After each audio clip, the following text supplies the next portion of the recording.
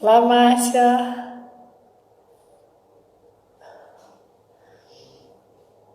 Olá, Carol. Aê, queridíssima. Carol, que honra para mim. Oi, Gabi. Olá, minha amiga linda. Boa noite. Boa Olha, noite, tudo bem? tudo ótimo e contigo, o pessoal chegando. Olha que Tudo coisa boa. ótimo. Nossa, eu separei um monte de perguntas aqui para você, minha amiga. Ai, que Aproveitar esse ótimo. Estou na todo. expectativa. Que coisa boa. Olha quem apareceu, a Dani. Olha só, temos aqui Portugal. Dani falou que ia aparecer e de fato apareceu, hein? Pessoal todo chegando, que bacana. Pessoal, seja bem-vinda. Fátima, seja muito bem-vinda. Pessoal chegando por aí, que coisa boa, minha amiga. A Que Dani, honra para mim. a Daniela agora que defendeu o mestrado, já É, a ingressou no Dani, doutorado. eu vi a Dani toda uma toada, não para, isso que é ótimo. A Dani é uma pessoa muito querida. Aí seu marido também tá aí, né, Michel? Ele me ajudou aqui com os aparatos tecnológicos. Bacana. Isso aí é o pastor Alves, olha que bacana, lá do interior de São Paulo, pastor, tudo bem? Muito pessoal de fora. Olha lá, Michel. Pessoal, vou apresentar essa pessoa extraordinária. Não vou ler todo o currículo porque é extenso, viu? Ela tem muita habilitação em direito internacional, direitos humanos, já advoga há muito tempo. Eu vou só dar uma pitadinha para vocês. A doutora Carol, pessoal, ela é mestranda em Ciências Jurídico Internacionais pela Universidade de Lisboa, pós-graduada em Direito Internacional e Direitos Humanos. Ela tem passagens por várias universidades europeias, tá bom? Ela é investigadora em matéria de asilo e política migratória no contexto da União Europeia. A Carol também elaborou pareceres jurídicos na área de asilo e migração, participação ativa nos grupos de trabalho de direitos humanos. Foi juridicamente responsável no acompanhamento, né, dos requerentes de asilo frente ao CEF. Para quem mora no Brasil, o CEF é o Serviço de Estrangeiro, né, e demais entidades. Atendimento jurídico através das mídias sociais, pelo Refugees Welcome, àqueles que pretendem requerer asilo em Portugal, e isso é importante, pessoal, que eu tenho muitas perguntas de asilo para a Carol Que hoje. bom. Que bom? E, pessoal, Carol tem um currículo vastíssimo. Ela também estagiou no Tribunal de Justiça de Minas Gerais, com despachos, com sentenças, ou seja, a nossa palestrante de hoje, a nossa amiga que vai bater um papo, ela é extraordinária, só tem a acrescentar. Minha amiga, seja bem-vinda, para mim é uma honra e alegria. Obrigada pela introdução aí e pelas palavras também. Você sabe que eu te considero muito, que você é muito querida, que eu até falei para você hoje mais cedo que não tem como não te chamar de Gabi. Obrigada. Vou te chamar de Carol, também não consigo te chamar de Carolina, é Ana doutora, tem que... Carolina, Mas é a Carol, né? É com coração, pode me isso chamar de aí. Gabi. Hoje, hoje Carol, eu, hoje eu fiquei pensando bastante em como abordar toda essa questão, né, do asilo na União Europeia de uma forma acessível, assim, que até o pessoal do direito possa compreender melhor. Tem muitas questões, muitas controvérsias que às vezes as pessoas, né, que hoje a gente comentou, as pessoas se questionam como a legislação mais evoluída, né, que é a legislação europeia em matéria de asilo, e ainda tem essa questão tão dramática dos refugiados. Então, eu acho que vai ser bem bacana. com certeza terá. Minha amiga, fala então um pouquinho para a gente dos conceitos e a diferença de refúgio, asilo, territorial, diplomático e migração. Então, é importante falar, como eu vou falar do sistema europeu, é importante distinguir alguns conceitos que não são muito semelhantes ao que usualmente a gente usa aqui no Brasil.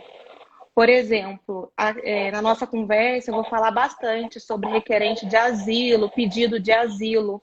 Na União Europeia não existe o chamado asilo político, que é o que a gente tem um instituto aqui da América Latina, né?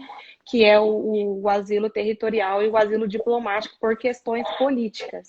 Então, na União Europeia, nós temos o refúgio, e eles utilizam essa terminologia asilo para os requerentes de refúgio, justamente por não haver a questão do asilo político na União Europeia. Então, aqui muitas vezes eu vou tratar o requerente de asilo, o pedido de asilo, trata-se de pedido de refúgio, de acordo aqui com a nomenclatura que a gente está, com a terminologia que a gente está acostumado a usar aqui no Brasil. Então, primeiro, o requerente de asilo, que é aquela pessoa que não teve o estatuto de refugiado reconhecido. Os requisitos lá do Estatuto de Refugiado estão na Convenção de Genebra, de 1951, e essas pessoas, até o deferimento, até a apreciação do pedido, elas são requerentes de asilo. Uma vez conferido esse estatuto de refugiado, elas passam a ser refugiadas, né? Apesar de ser um ato declaratório, né, não constitutivo, nós reconhecemos como refugiado a partir da concessão do estatuto do refugiado propriamente dito. E eu também acho importante, em alguns momentos eu vou falar sobre migrante. Migrante são aquelas pessoas que se enquadram nas leis de imigração, que pretendem migrar para estudo, para trabalho. E uma terminologia que a gente usa bastante são os migrantes econômicos. São aquelas pessoas que, logicamente, não estão enquadradas no Estatuto do Refugiado, mas pretendem se deslocar para determinados países por questões econômicas, por melhores condições de emprego. Então, a gente chama de migrante econômico, essa pessoa. Então, são basicamente, esses três conceitos que a gente vai conversar bastante hoje. Ai, que coisa boa, que bacana. O doutor Cristiano Chaves nos prestigiando, muito querido Cristiano. Olha só, com relação à composição do sistema europeu comum de asilo, você pode falar um pouquinho do regulamento de Dublin, a Eurodac, diretiva, qualificação, procedimento de acolhimento? Você pode dar uma palhinha para gente? Sim, então hoje, na União Europeia, ela é assentada num sistema europeu comum, ou seja, comum a todos os Estados-membros que compõem a União Europeia. Então, tem alguns instrumentos que até é importante dizer que a gente não tem tanta familiaridade por serem institutos do direito europeu. Mas, basicamente, o que eu vou tratar aqui são os tratados, né, que vêm do direito primário, e também tem outros dois institutos, que são os regulamentos e as diretivas. Hoje, o Sistema Europeu Comum de Asilo, ele é composto basicamente por 5 instrumentos.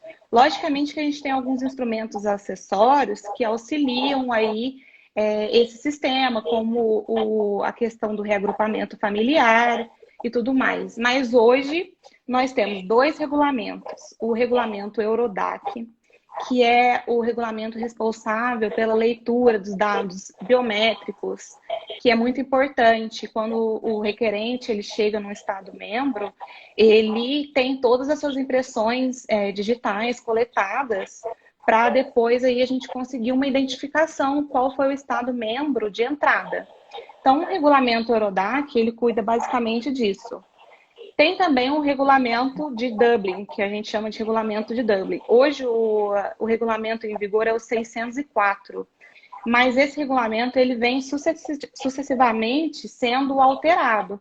Então, hoje a gente está na terceira versão dele, e eu vou chamar ele aqui na nossa conversa de regulamento Dublin 3, que é o regulamento mais importante do sistema europeu. A gente costuma dizer que é a pedra angular do sistema europeu. Depois eu vou explicar por quê. E aí a gente tem as diretivas. Então aqui a gente tem a diretiva de qualificação e a diretiva de procedimentos de asilo e a diretiva de acolhimento. Então, a diretiva, assim, basicamente de qualificação, que vai qualificar os requisitos daquela pessoa para ver se ela se encaixa, né, nos requisitos para concessão da proteção internacional, de procedimentos, como que esse procedimento de asilo ele tem que correr, e de acolhimento, como é que os Estados... o que é exigido dos Estados-membros nesse acolhimento dos requerentes de proteção internacional. Então, basicamente, são esses 5 instrumentos. Eu queria falar um pouco mais que, como eu disse, do regulamento de Dublin, porque na minha pesquisa e nas deficiências que a gente vê tanto aí sendo debatidas, inclusive com propostas da Comissão Europeia para reformulação, elas giram basicamente em torno desse regulamento, que é um tanto quanto controverso. Então, eu escolhi, assim, eu elegi esse regulamento para a gente conversar um pouco mais, para ter um pouco mais de noção como é que funciona esse pedido de asilo na União Europeia.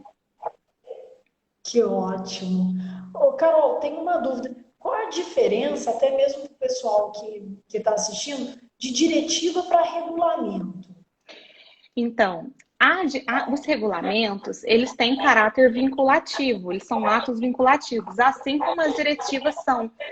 Eles têm um caráter obrigatório, mas o regulamento, ele é diretamente aplicável.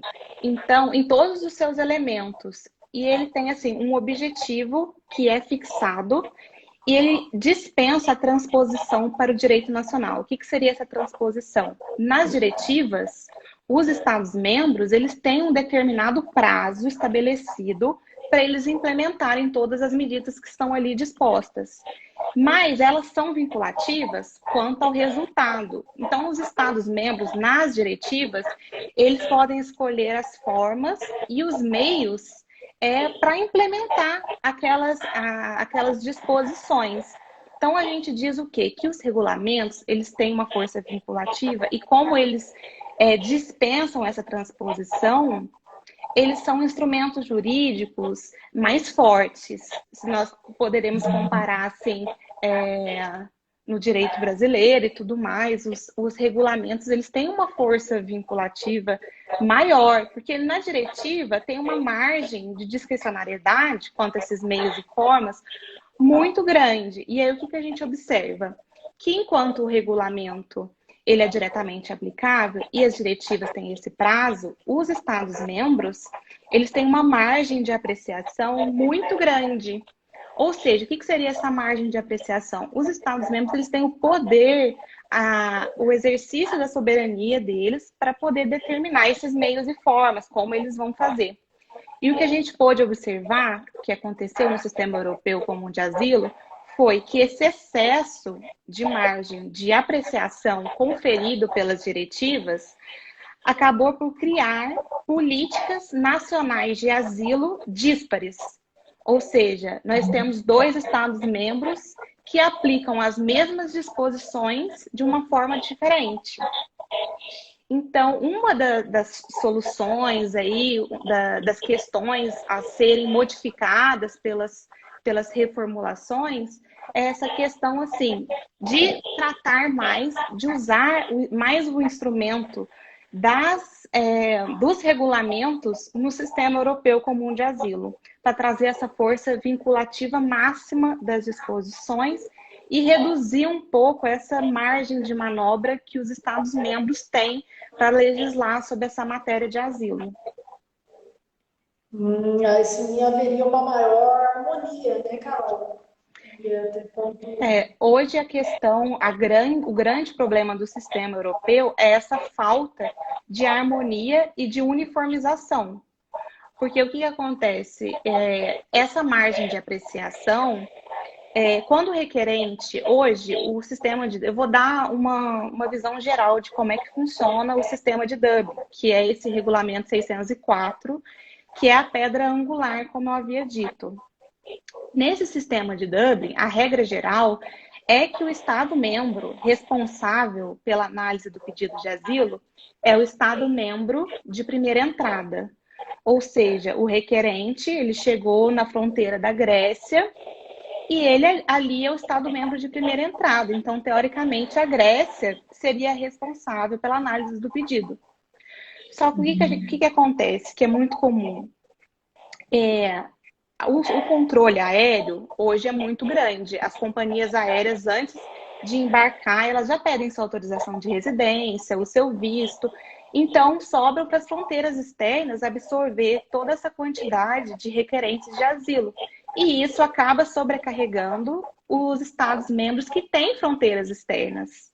Porque já que eu não posso, que é muito difícil eu, por exemplo, ir para a Bélgica por conta desse controle aéreo, eu provavelmente vou entrar pela Grécia, pela Espanha, pela Itália, esses locais que fazem essas fronteiras externas. Então, hoje a regra geral do sistema europeu, do regulamento de Dublin, é o Estado-membro responsável pela análise do pedido, o Estado-membro de primeira entrada. Então, tem esse sobrecarregamento que a gente acompanha nas notícias da Grécia, da Itália, muito grande.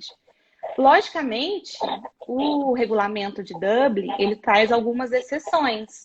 Por exemplo, o critério familiar, se eu tenho algum membro da família, que também é uma coisa muito controversa do que é entendido pela legislação europeia sobre quem seria um membro da família, também é uma questão controversa que eu não vou entrar muito, que são questões muito técnicas, mas tem essa questão do membro, tem a questão de, por exemplo, esse requerente de asilo, ele já foi portador de algum visto ou autorização de residência de algum Estado-membro, então essas são algumas exceções que vão derrogar a regra geral. Por exemplo, um menor desacompanhado, ele tem algum membro da família em algum outro Estado-membro? Então, esse Estado-membro, teoricamente, invocaria a competência e derrogaria a regra geral. Mas o que a gente observa é que, na maioria dos casos, o Estado-membro responsável é o de primeira entrada. E por isso que se instaura esse caos na Itália, na Grécia, que é o que a gente vê nos noticiários. E aí, o que eu acho que é o mais importante dizer e que hoje é o que mais incomoda os Estados-membros é o seguinte, que o requerente de asilo, ele, por exemplo, entra pela Grécia. E lá, igual o tribunal já se manifestou reiteradas vezes da situação de miséria dos requerentes viverem na rua, não ter o acolhimento adequado como a lei exige. Então, essas pessoas, apesar de preencherem os requisitos, elas também querem ter uma vida digna. Então, elas entram nos Estados-membros, o regulamento de Dublin diz qual é o Estado-membro responsável, mas ela empreende movimentos secundários. E o que são esses movimentos secundários? A pessoa entra pela Grécia, ela tem as impressões digitais são coletadas, como diz o regulamento Eurodac, ela formaliza o pedido de asilo e, nesse meio tempo, um pedido de asilo na Grécia pode demorar cerca de 2 anos ou mais, pela quantidade de pedidos que são concentrados ali. E essa pessoa, para ter uma qualidade de vida melhor, para ter um acesso ao mercado de trabalho, para se juntar a algum outro membro da família que já esteja na União Europeia, ele se desloca pelo espaço de livre circulação e vai fixar residência em um outro Estado-membro, apesar do Estado-membro responsável ter sido aquele de primeira entrada. E aí que se instaura o caos, porque a pessoa vai se fixar e para conseguir exercer os direitos, ela vai formalizar um segundo pedido de asilo, agora em um local que, teoricamente, não é o responsável para conseguir exercer esses direitos. E aí o processo vai tramitar e eles vão colocar a sua impressão lá na base de dados e vão descobrir que você entrou pela Grécia. Então, por exemplo, a Alemanha não seria responsável pelo seu acolhimento. E o requerente ele vai ser retornado para a Grécia. E isso incomoda muito os Estados-membros nas propostas que a gente vai conversar mais adiante de reformulação. É uma coisa que os Estados-membros têm lutado muito, porque tem esse receio de ser sobrecarregado com muitos requerentes, com muitos refugiados em razão da estabilidade econômica, e isso atrai muitos requerentes para determinados Estados-membros, como a Alemanha, até então a Inglaterra, e isso incomoda demais. Mas também a gente tem que discutir até que ponto os Estados-membros estão dispostos a abrir mão dessa soberania para rediscutir essa distribuição de requerentes, para ser uma distribuição mais justa e equânime, né, entre os Estados-membros. Com certeza. É muito interessante. Com relação à ampla margem de apreciação dos regulamentos, vinculativo, quais os movimentos secundários? Confiança mútua, reconhecimento mútuo, decisões negativas, o que você tem a dizer? Então, hoje, como é que funciona o sistema europeu? Ele é baseado no reconhecimento mútuo da decisão negativa. Há uma confiança mútua de que todos os Estados-membros eles são seguros e eles proporcionam uma proteção mínima, os direitos mínimos aos requerentes de asilo indistintamente, que não é verdade. Basta só olhar as condenações de vários Estados-membros com relação a essa vida que muitas vezes não é digna, né? Sem garantia de direitos básicos aos requerentes de asilo. Então, o que acontece? Se eu tenho meu pedido de asilo apreciado pela Grécia, se ele é indeferido, esse indeferimento é automaticamente reconhecido por todos os demais. Ou seja, se a Ana Carolina ela tem um pedido de asilo legado em Portugal, todos os outros Estados-membros, mesmo sem ter tido qualquer contato com o meu processo de asilo, eles vão entender que ele ali tem os motivos suficientes para ser indeferido. Então, a gente diz que o requerente ele se torna legalmente indesejado em toda a União Europeia por uma decisão tomada por um Estado-membro. E hoje, um pouquinho mais lá na frente, eu vou falar para você de algumas propostas que vêm ganhando força, mas, claro, com muita resistência dos Estados-membros, porque hoje tem o seguinte pensamento: se uma decisão negativa ela repercute em outros Estados-membros, por que uma decisão positiva não vai ter o mesmo efeito? Na legislação da União Europeia, com relação a outras matérias, nós já temos a repercussão positiva da decisão. Te dou um exemplo. Foi concedida uma medida de proteção à minha pessoa em um determinado Estado-membro. Eu, Ana Carolina, tive uma medida protetiva deferida a meu favor. E essa medida, ela automaticamente repercute. Então, independentemente do local com que eu vá residir, que eu vá fixar residência temporária ou permanente na União Europeia, lógico, cumprindo também os requisitos, porque os requerentes de asilo e os refugiados, eles não têm direito, eles não gozam desse espaço de livre circulação. Eles são obrigados a residir naquele Estado-membro que lhe concedeu o estatuto de refugiado. Então, eu uso muito esse exemplo dessa proteção que acompanha. Por que essa proteção, essa medida protetiva a meu favor vai me acompanhar? E quando eu tenho o estatuto de refugiado reconhecido, essa mesma proteção internacional que me foi concedida não me acompanha caso eu vá fixar residência em outro Estado-membro. Então, isso é muito questionável. E tem uma razão por que isso não acontece, por questões políticas. Porque se um requerente de asilo, um refugiado que teve estatuto reconhecido em Portugal, ele vai residir na Alemanha, tem todos os direitos sociais, de segurança social, e que muitas vezes são mais benéficos em determinados Estados-membros. O refugiado ele acaba sendo tem esse dever de proteção. Ou seja, o Estado ele assume a garantia de direitos mínimos, de direitos básicos. E isso também é sinônimo de encargo. Então, muitos Estados-membros, a questão é, não existe o reconhecimento positivo hoje do Estatuto de Refugiado, da concessão, claramente por conta dessa razão política, dos encargos que o refugiado também acarreta para esse Estado-membro que vai acolher.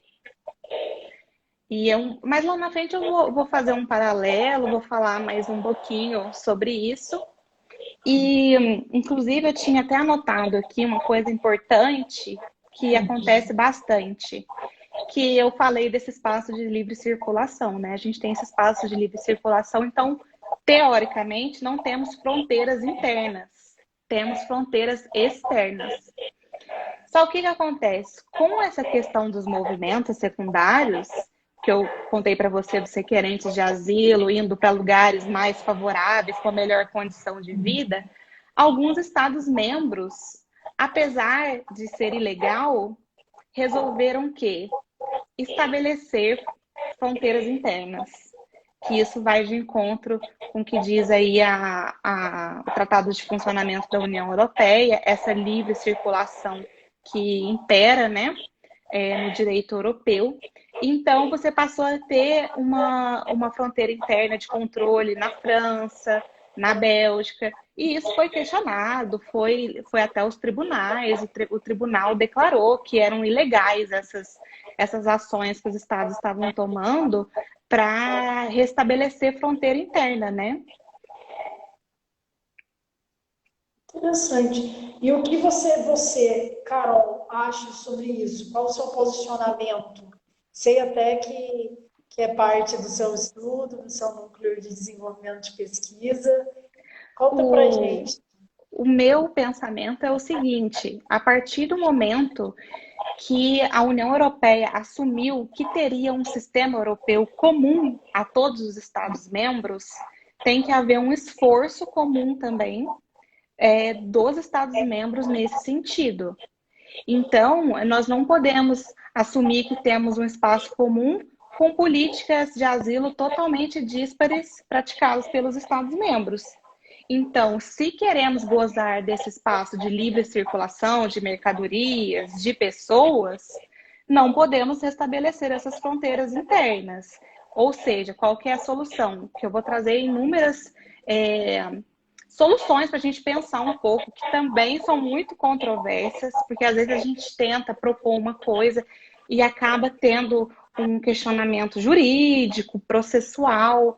Então, eu acredito que as fronteiras não podem ser restabelecidas internamente, que tem que haver, sim, uma reformulação dos instrumentos e garantir de outras formas que não haja esses movimentos secundários. E a primeira forma de evitar o movimento secundário é acabar com essa disparidade do tratamento do Instituto de Asilo. Ou seja, se eu sou tratada da mesma forma por todos os Estados-membros, as razões que me levam a procurar um ou outro diminuem. É lógico, tem até um relatório da OCDE que diz que fatores econômicos, fatores familiares, levam também a esses movimentos secundários. Não só a questão das políticas de asilo divergentes. A gente não pode dizer que uniformizar vai ser a solução, porque os Estados-membros são diferentes. Eles proporcionam direitos de uma forma e de um grau totalmente diferente.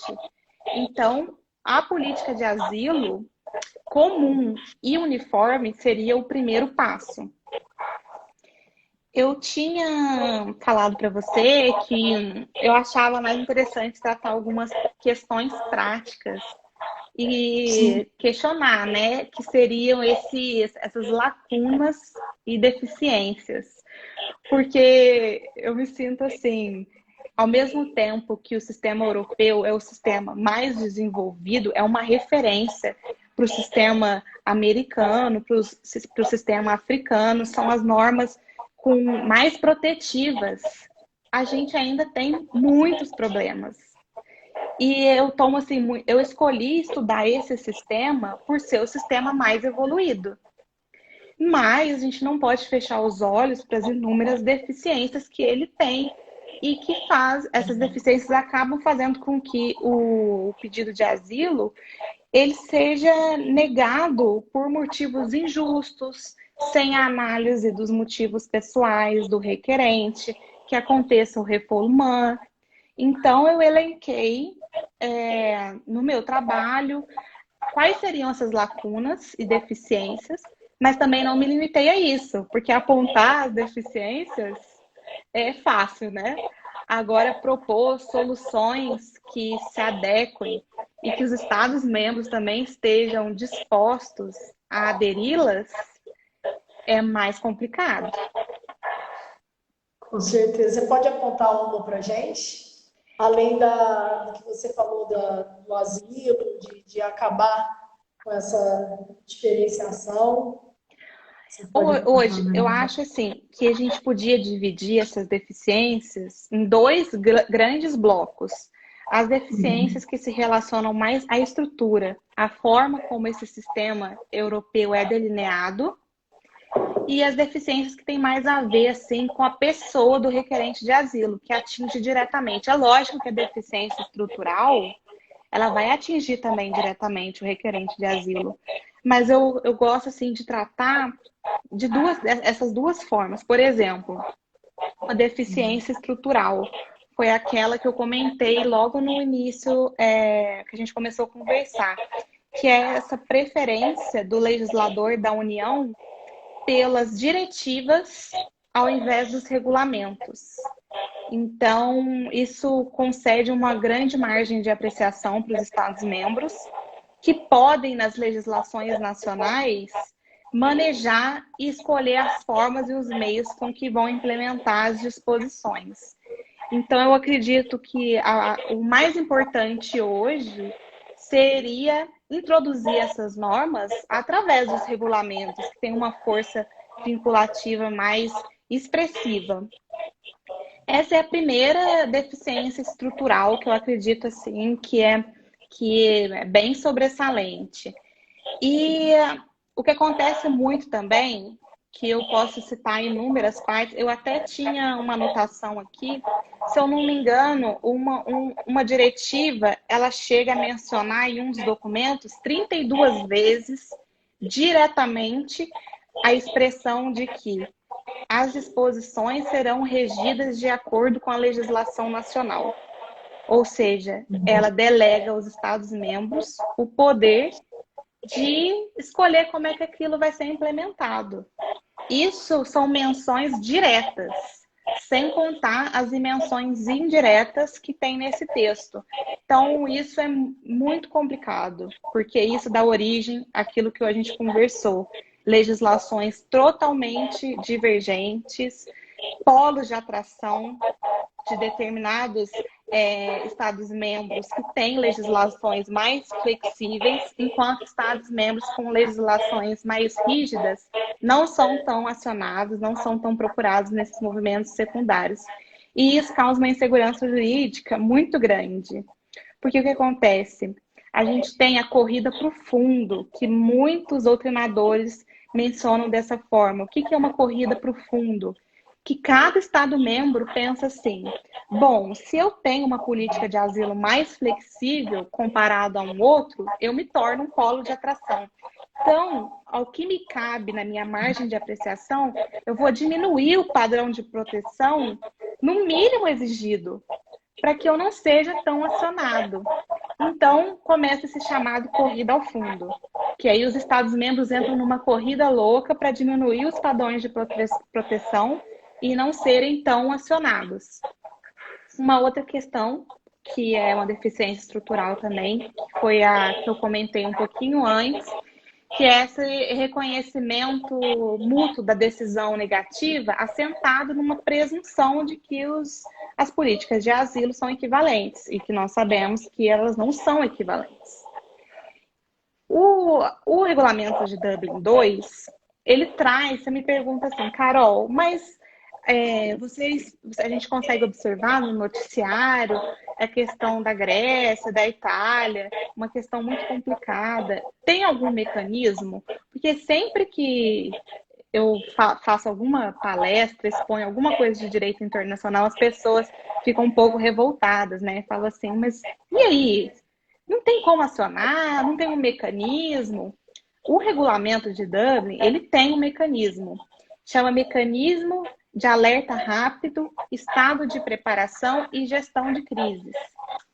Esse mecanismo, basicamente, ele seria acionado quando um Estado-membro ele é confrontado com um número muito grande de pessoas. Aí você me pergunta, Carol, me dá um exemplo. Não tem um exemplo.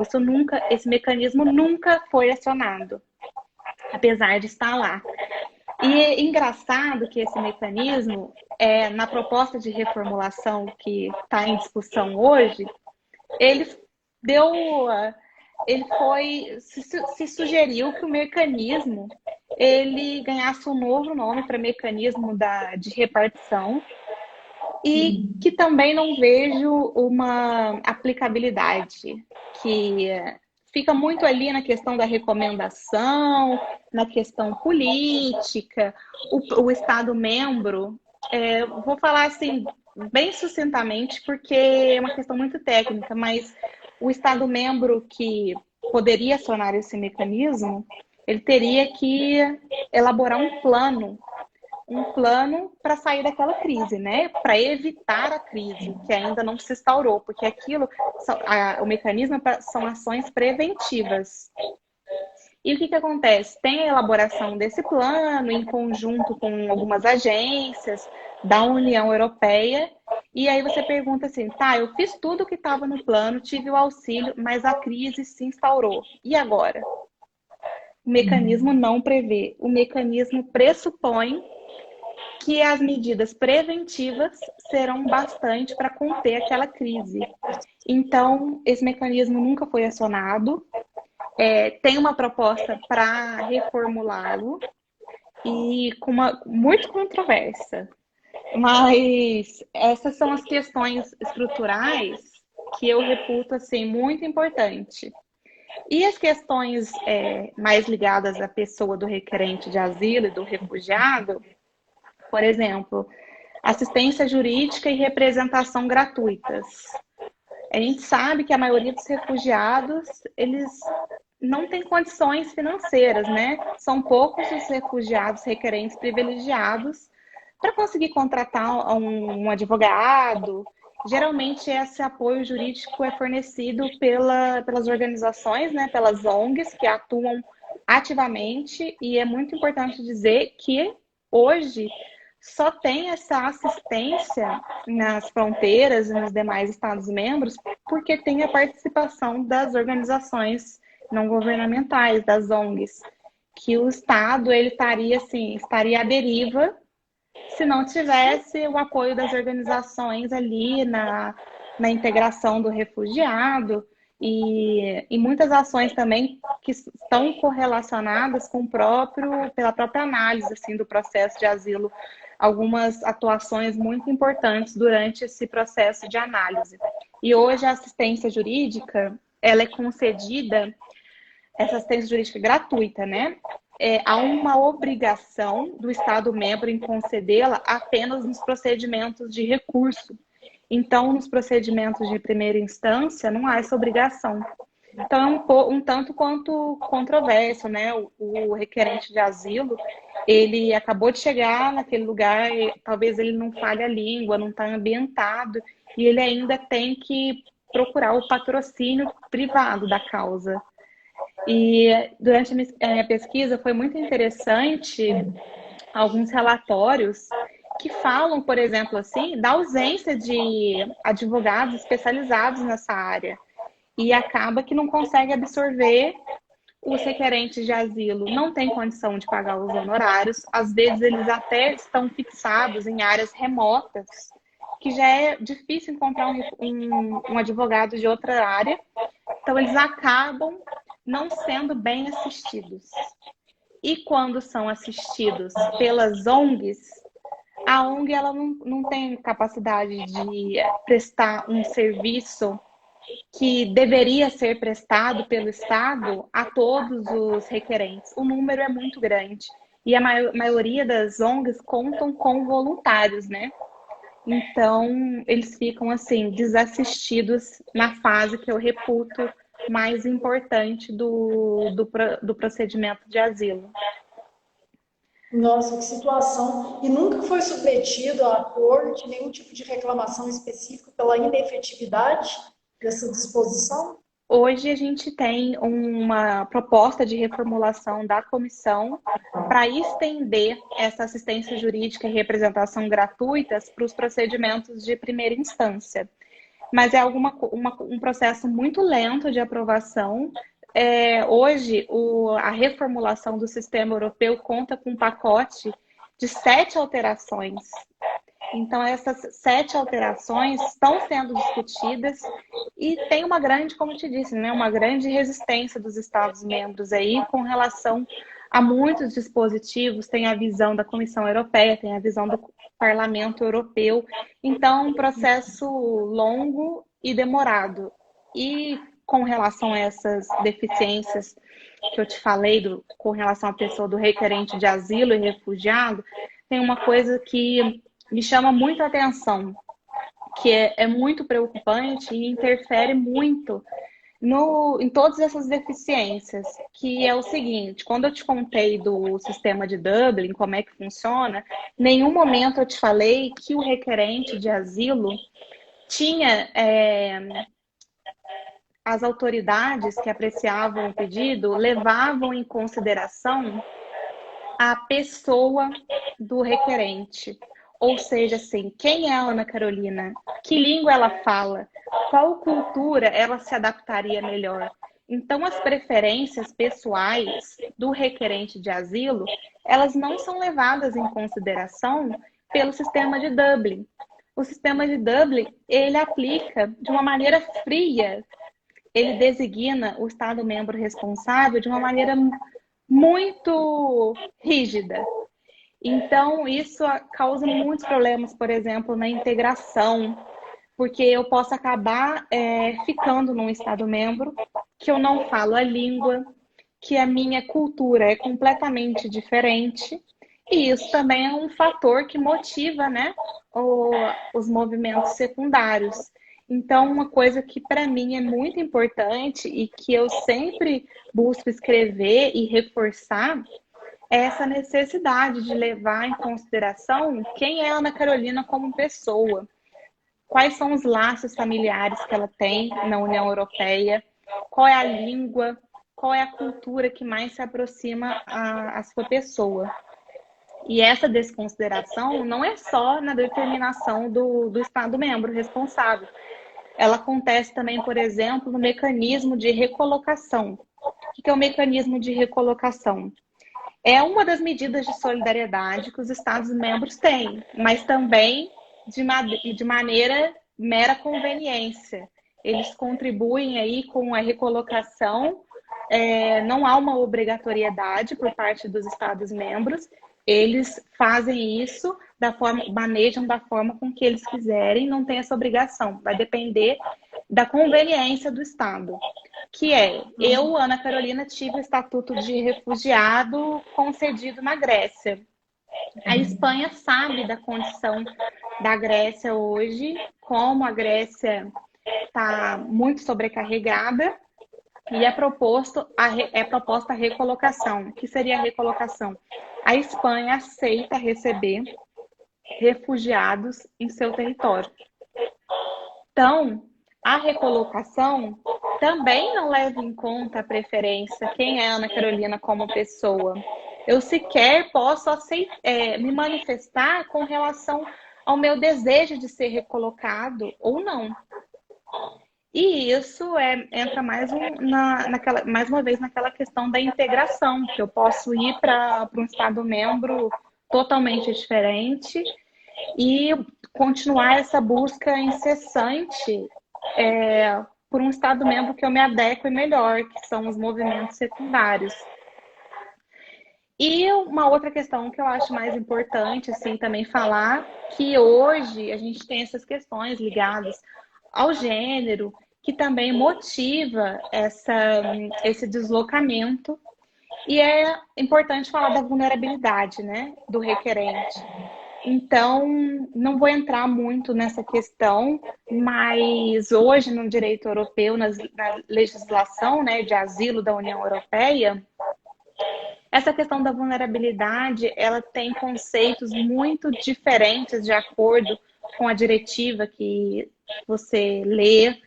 Não há uma uniformização desse conceito. E hoje também não há um mecanismo de identificação de vulnerabilidade que seja previamente ajustado pela lei. Os estados fazem isso de acordo com a legislação nacional que eles entendem por bem. Então, o que eu acho assim muito importante hoje é olhar um pouco mais. Será que lá que a administração nacional responsável pela análise do pedido, ela tem em consideração as questões de gênero? Será que ela tem esses conceitos claros para poder lidar com o requerente de asilo com algum problema relacionado a isso? Será que a autoridade, o funcionário ali, ele está gabaritado para saber distinguir que às vezes um discurso não muito consistente pode estar relacionado com algum trauma? É o que eu sempre uso esse exemplo. Um homem pedindo asilo pode ser um pouco mais tranquilo para ele se expressar do que porque assim, num primeiro momento você vai manifestar o seu desejo para as autoridades, e geralmente as autoridades da fronteira a polícia, o serviço de fronteira, aqui no Brasil seria a Polícia Federal.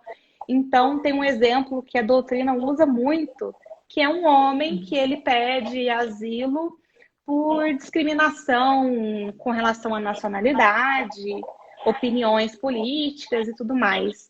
E uma mulher que foi violentada pelas Forças Armadas ou por uma milícia, uma guerrilha de algum lugar, será que ela vai se sentir à vontade para chegar na fronteira e manifestar o desejo dela de uma forma consistente, um discurso consistente para uma autoridade policial?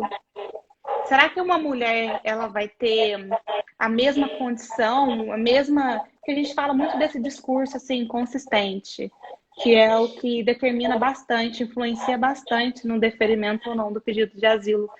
Então, será que uma mulher que foi violentada, ela conseguiria expor para um funcionário do sexo masculino a violação que ela sofreu? Então, esses funcionários, eles têm que estar preparados para identificar as doenças mentais, os transtornos pós-traumáticos, esses indícios ali que pode haver um motivo obscuro que talvez a pessoa não esteja confortável para declarar para narrar essa situação no primeiro contato. E às vezes esse é o primeiro e único contato que o requerente tem com a autoridade para expor esses motivos. Então, essa questão da vulnerabilidade é muito importante. Por exemplo, eu vi alguns relatos de algumas organizações dizendo que um requerente de asilo na Itália, que tinha problemas médicos, ele era transferido de ônibus e ele próprio carregava o prontuário médico dele. E que aí era dito assim, antes dele entrar no ônibus, que aquele era o prontuário médico dele, que ele tinha que procurar determinado serviço em uma outra localidade na Itália. Então é um pouco absurdo não ter um sistema ajustado de identificação prévio, porque aí você desampara mais ainda alguém que já está desamparado, porque além da vulnerabilidade, da necessidade da proteção internacional, ele também se pode lidar com pessoas que tenham necessidades, precisam de garantias processuais especiais, precisam de uma assistência médica, uma assistência psicológica. Então, assim, é bem complicado, bem extenso, mas muito prazeroso de trabalhar e de estudar. Tanto que eu fiz aí algumas propus algumas alterações, soluções, mas não me esquecendo também que até as proposições, as soluções também têm um lado controverso que precisa ser debatido. Não há nada pacífico quando a gente conversa sobre alterar esse sistema europeu. Interessante. Nossa, que maravilhoso. Gente, falei para vocês que essa é uma aula maravilhosa. Carol é fantástica. Amando ouvir Carol. Carol, teve um colega aqui que eu acho que te conhece, 365 Muda, disse assim: Carol, conta daquele que você ajudou. Algum fato, alguém que você ajudou nas suas pesquisas? Não, É. quando eu estava lá em Portugal, eu não posso falar o nome e tal, mas envolvia um requerente de asilo que tinha tido o pedido indeferido, né? E ele, no país de origem, a questão é bastante controversa, porque ele teve um pedido indeferido em Portugal, ele não tinha entrado pela fronteira de Portugal, ele empreendeu esse famoso aí, movimento secundário, mas ele tinha um visto, e esse visto era um visto. O documento era verdadeiro, o passaporte, o visto era verdadeiro, mas a pessoa do passaporte não era ele. Nossa, Então, ele foi deslocado para Portugal. Ele tinha ficado preso no país de origem dele por algumas manifestações políticas que ele tinha se oposto, né? Ali algumas as pessoas, as autoridades que estavam no poder. Ele é do Congo e ele acabou conseguiu o Estatuto do Refugiado na África do Sul, mas era uma minoria étnica, sofria muita discriminação, viveu em situação de rua, né? E não se sentia seguro por ser uma minoria. Então ele conseguiu esse passaporte, foi para Portugal, foi para a França. Lá ele conseguiu transpor as fronteiras, mas acabaram descobrindo depois essa questão aí que envolvia o passaporte dele. E ele teve o pedido de asilo negado. E aí a gente trabalhou, a Gabi também, a nossa outra colega, a Xará, nós ajudamos, né, a analisar o pedido dele, a entender um pouco melhor. Só que esbarra sempre nessa assistência jurídica, né, Gabi?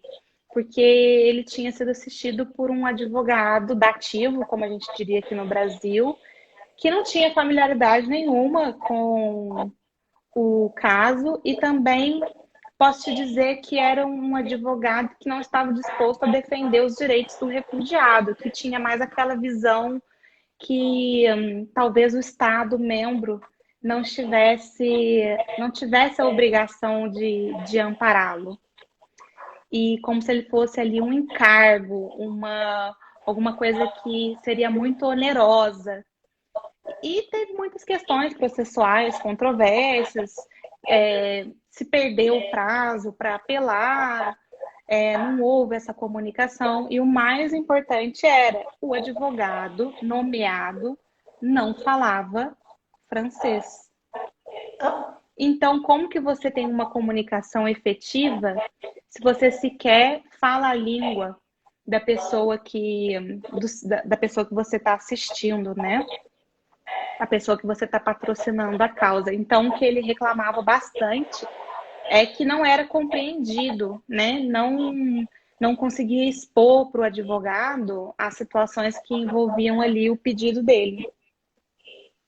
que situação. E não teria como ele pedir alguém que falasse a língua dele ou apelasse. Gabi, a Não. lei diz que quando o advogado, né, inclusive a autoridade que aprecia o pedido, não fala a língua do requerente, que tem que ser proporcionado ali uma tradução, né? Alguém competente para viabilizar aquele contato, aquela comunicação. Mas isso na prática não ocorre. Então é bastante complicado. Pra gente, assim, eu sei que aqui a gente tem um tempo no Instagram, eu não sei nem se a gente já tá próximo. Faltam 5 minutos. Eu tinha. Tanta coisa, Oi? tanta coisa para perguntar É, aqui. tanta coisa. É assim, hoje eu já tinha comentado brevemente algumas coisas muito interessantes de propostas mesmo para alterar, que seria uma maior cooperação entre os Estados membros fornecendo apoio técnico, apoio operacional para aqueles outros estados mais sobrecarregados, essa questão do reconhecimento mútuo da decisão positiva também do estatuto nos outros estados membros, a federalização, que a federalização também foi uma solução apontada, que seria o quê? Uma agência da União Europeia assumir a análise de todos esses pedidos. É uma solução que, num primeiro momento, enche muito os nossos olhos, mas tem muitas questões legais e processuais. Por exemplo, hoje uma agência ela não pode ter competência direta no processo de tomada de decisão. Então, isso é muito controverso. O Tratado de Funcionamento da União Europeia fala que é o Estado-membro que analisa o pedido de asilo, e então você transferir para uma agência da União Europeia iria de encontro ao que o tratado diz. Seria também um ponto de fragmentação, porque você passaria a tomada de decisão para a esfera federal, sendo que alguns institutos correlacionados, como a detenção, a recolocação, são ainda institutos que estão na esfera de competência nacional.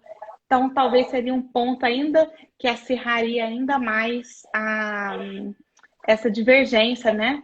Essa ausência de uniformização. Tem muita coisa legal que a gente foi conversando, eu fui me perdendo. A gente tem que marcar mais lives. Tem, A gente tem com que marcar. certeza. Uma live Ai, agora só das soluções, porque até então a gente falou sim. dos problemas, né? Mas aí discutir as soluções, as controvérsias também que essas soluções trazem. Com certeza, e eu vou cobrar essa live sua, porque com Com certeza certeza. tem bastante gente aqui, todo mundo adorando. O doutor Clodoaldo, Deus parabéns, doutor Clodoaldo, muito querido. Ah, eu adorei Gente, a live dele. ele é muito querido. Ai, olha, Carol, eu vou passar para as considerações finais, mas desde já eu agradeço imensamente. Sim, foi uma aula e eu não vou deixar, eu não vou esquecer que tem umas perguntas minhas aqui. Eu não vou te fazer no particular, porque eu quero outra live e eu tenho certeza que todo mundo vai querer também. Aquela live Essa do Zoom que a gente combinou, agora a live só das soluções. das soluções, boa. A gente vai marcar outra live, pessoal. Essa vai estar salva no IGTV e também no nosso canal do YouTube. Assim que eu passar para o YouTube, também vou enviar o link para Carol. Carol compartilha. Pessoal, compartilhe, se inscreva, porque é só live top. Já vejam por hoje, né, gente? Carol, suas considerações finais. Meu, muito obrigada. Gabi, eu te agradeço muito pela oportunidade. Você sabe a paixão que eu tenho por isso, que foi uma coisa que não foi de agora, me acompanha. Então, é uma coisa que realmente toca meu coração e é um prazer compartilhar, falar sobre isso e conhecer tantos colegas legais, ouvir opiniões e dividir um pouquinho da minha realidade, né? Disso aí que eu elenquei para ser o meu propósito de vida. Com certeza. E com certeza a sua vida tem abrilhantado a vida de muitas pessoas, porque você é um ser humano iluminado, maravilhoso, uma profissional fantástica e muito querida. Nesses 20 Obrigada. segundos, muito obrigada mesmo. Foi fator de soma, foi fator de alegria e você fala com o coração, isso transparece. Isso é Muito fantástico, além de ser uma grande obrigada. amiga. Obrigada pela oportunidade, pela amizade, pelo espaço aqui de falar um pouquinho, para eu poder falar um pouquinho. Obrigada, eu. Um Beijo, beijo. Carol.